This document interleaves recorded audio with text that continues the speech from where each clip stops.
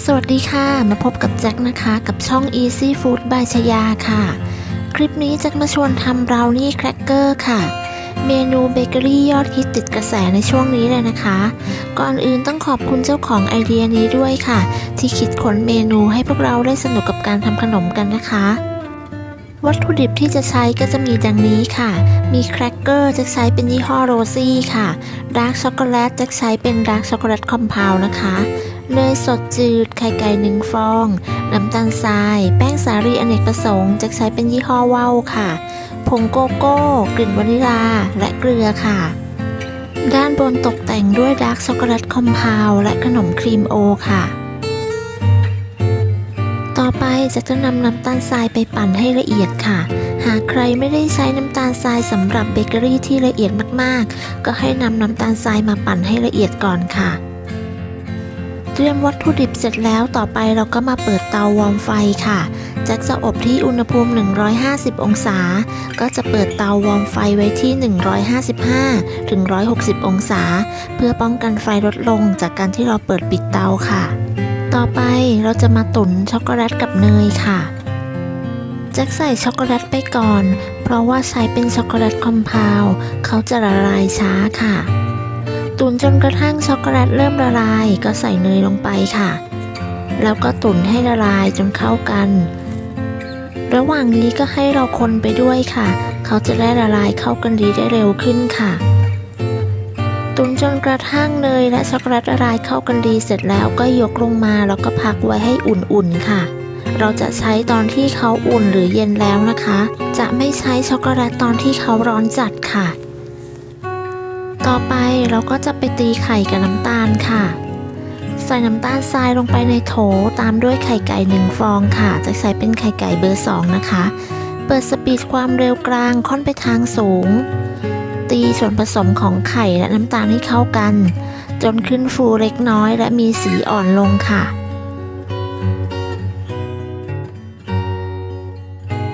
พอได้แบบนี้แล้วก็ให้เราหยุดเครื่องแล้วก็ปาดโถค่ะต่อไปก็ให้เรานำช็อกโกแลตที่เราละลายไว้กับเนยเทใส่ลงไปในส่วนผสมค่ะตามด้วยเกลือและกลิ่นวานิลาค่ะจากนั้นเปิดสปีดความเร็วกลางตีส่วนผสมให้เข้ากันค่ะใช้เวลาไม่นานนะคะแค่ตีให้พอเข้ากันก็พอค่ะ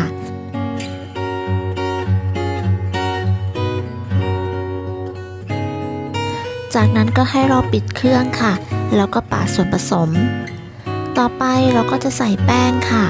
ก็จะมีแป้งว่าวและผงโกโก้ค่ะร่อนแป้งว่าวและผงโกโก้ลงไปในส่วนผสม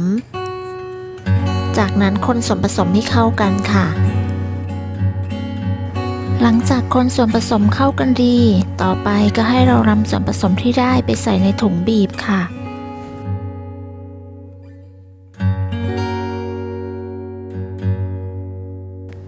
ใช้กรรไกรตัดปลายถุงออกโดยไม่ต้องให้กว้างมากนะคะจากนั้นก็นำไปบีบใส่บนแครกเกอร์ได้เลยค่ะปริมาณที่บีบลงไปไม่ควรจะมากเกินไปนะคะไม่งั้นเขาจะล้นออกมาค่ะหลังจากบีบส่วนผสมครบทุกชิ้นแล้วนะคะเราก็จะตกแต่งด้านบนแต่ตกแต่งด้านบนเป็นขนมครีมโอและดาร์กช็อกโกแลตค่ะเป็นดาร์กช็อกโกแลตคอมเพลนะคะ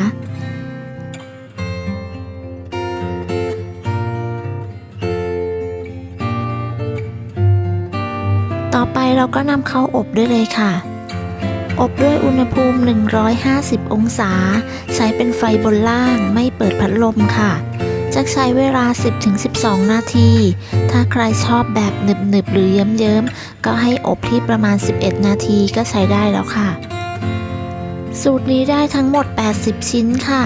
หากเข้าอบไม่พอในครั้งแรกก็สามารถพักไว้ได้ค่ะ